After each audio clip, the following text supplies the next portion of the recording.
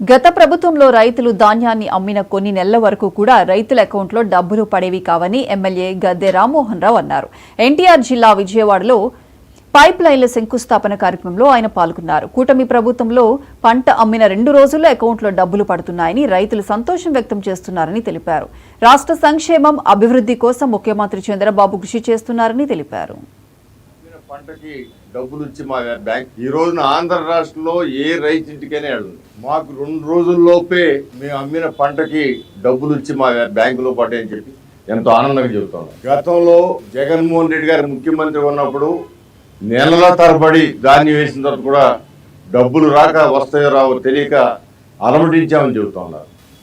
ఈ రోజున చంద్రబాబు గారు ఏ కార్యక్రమం చేసిన కార్యక్రమం 100% ఇవాళ గ్యాస్ బండ్లకి 3 బండ్లు ఫ్రీ అంటే 3 బండ్లు కూడా ఒక్కొక్క బండ దానికి ఎప్పుడే డబ్బులు ఇవ్వడం జరుగుతుంది. అది కూడా 20 అన్నింటికి 48 గంటలు. పేరు నాని గారు ఒకసారి చూసుకుంటే ఆయన గోదాంలో దాచిన బియ్యానికి ఆయనే భద్రత కల్పించాలి. అలాంటిది ఆయనే కొన్ని కోట్ల రూపాయలు విలువైన ధాన్యాన్ని పక్కదారి పట్టించాడు. ఇప్పుడు ఆయన క్లియర్గా లెటర్ ఇచ్చాడు.